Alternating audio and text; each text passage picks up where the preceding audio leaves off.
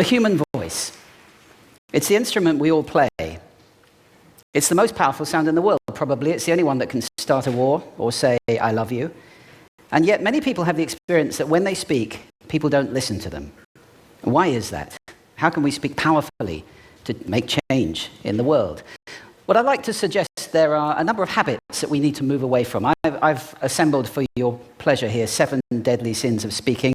I'm not pretending this is an exhaustive list, but these 7, I think, are pretty large. Habits that we can all fall into. First, gossip. Speaking ill of somebody who's not present. Not a nice habit, and we know perfectly well the person gossiping 5 minutes later will be gossiping about us. Second, judging. We know people who are like this in conversation, and it's very hard to listen to somebody if you know that you're being judged and found wanting at the same time. Third, negativity. You can fall into this. My mother, in the last years of her life, became very, very negative, and it's hard to listen. I remember one day I said to her, it's October the 1st today, and she said, I know, isn't it dreadful? It's hard to listen when somebody's that negative. And another form of negativity, complaining. Well, this is the national art of the UK.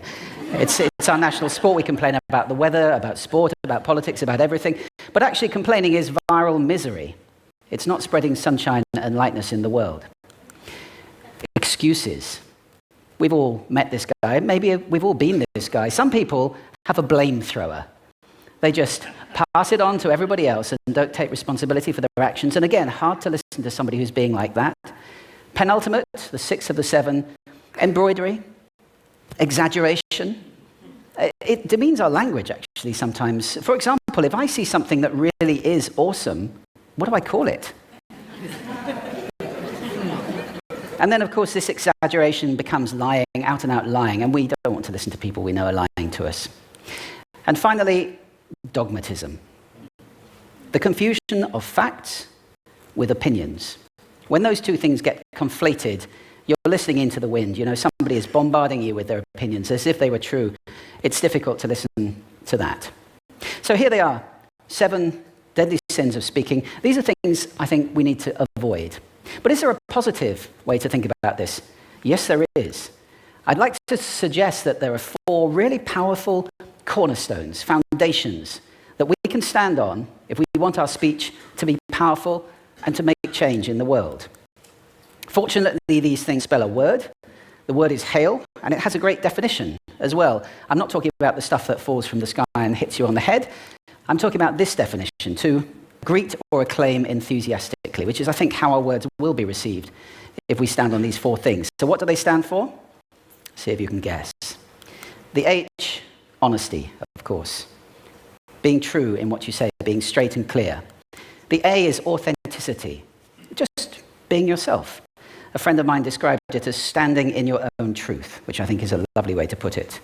The I is integrity, being your word, actually doing what you say, and being somebody people can trust. And the L is love. I don't mean romantic love, but I do mean wishing people well. For 2 reasons. First of all, I think absolute honesty may not be what we want. I mean, my goodness, you look ugly this morning. Perhaps that's not necessary. Tempered with love, of course, honesty is a great thing. But also, if you're really wishing somebody well, it's very hard to judge them at the same time. I'm not even sure you can do those 2 things simultaneously. So hail. Also, now that's what you say, and it's like the old song, it is what you say, it's also the way that you say it. You have an amazing toolbox. This instrument is incredible, and yet this is a toolbox that very few people have ever opened. I'd like to have a little rummage in there with you now, and just pull a few tools out that you might like to take away and play with, which will increase the power of your speaking. Register, for example. Now, falsetto register may not be very useful most of the time, but there's a register in between. I'm not going to get very technical about this for any of you who are voice coaches. You can locate your voice, however. So if I talk up here in my nose, you can hear the difference. If I go down here in my throat, which is where most of us speak from most of the time. But if you want weight, you need to go down here to the chest. You hear the difference? We vote for politicians with lower voices. It's true. Because we associate depth with power and with authority. That's register. And we have timbre. It's the way your voice feels. Again, the research shows that we prefer voices which are rich, smooth, warm, like hot chocolate. Well, if that's not you, that's not the end of the world, because you can train. Go get a voice coach. And there are amazing things you can do with breathing, with posture, and with exercises to improve the timbre of your voice. Then prosody. I love prosody. This is the sing-song, the meta-language that we use in order to impart meaning. It's route one for meaning in conversation. People who speak all on one note are really quite hard to listen to if they don't have any prosody at all. That's where the word monotonic comes from, or monotonous, monotone. Also, we have repetitive prosody now coming in, where every sentence ends as if it were a question, when it's actually not a question, it's a statement. And if you repeat that one over and over, it's actually restricting your ability to communicate through prosody, which I think is a shame. So let's try and break that habit. Pace. I can get very, very excited by saying something really, really quickly, or I can slow right down to emphasize. And at the end of that, of course, is our old friend, silence. There's nothing wrong with a bit of silence in a talk, is there? We don't have to fill it with ums and ahs. It can be very powerful. Of course, pitch often goes along with pace to indicate arousal, but you can do it just with pitch. Where did you leave my keys? Where did you leave my keys? It's a slightly different meaning in those two deliveries. And finally, volume.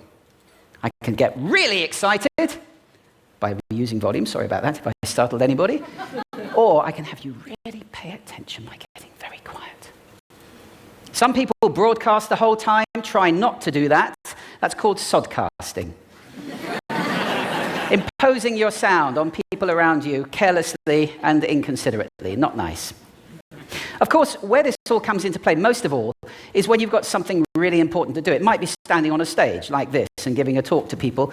It might be proposing marriage, asking for a raise, a wedding speech, whatever it is. If it's really important, you owe it to yourself to look at this toolbox and the engine that it's going to work on. And no engine works well without being warmed up. Warm up your voice. Actually, let me show you how to do that. Would you all like to stand up for a moment? I'm going to show you the 6 vocal warm-up exercises that I do before every talk I ever do. Anytime you're going to talk to anybody important, do these. First, arms up. Deep breath in and sigh out. Like that.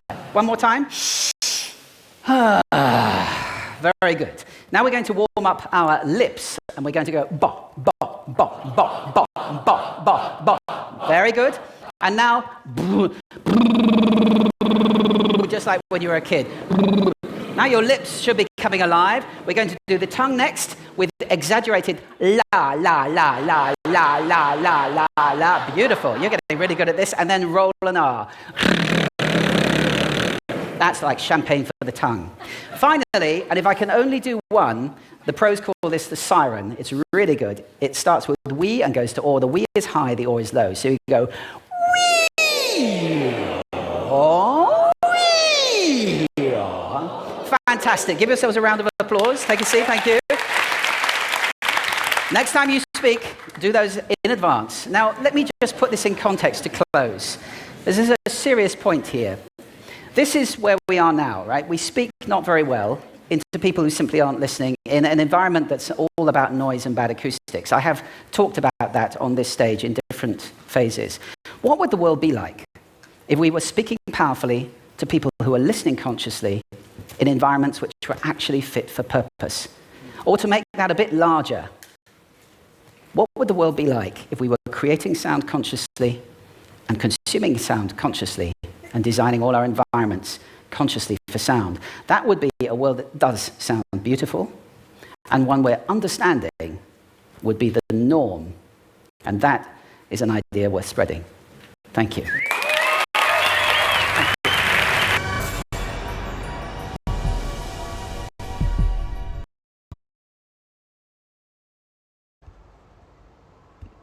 Nếu bạn thấy video này hữu ích, hãy chia sẻ và hãy ấn subscribe để cùng cập nhật thêm nhiều video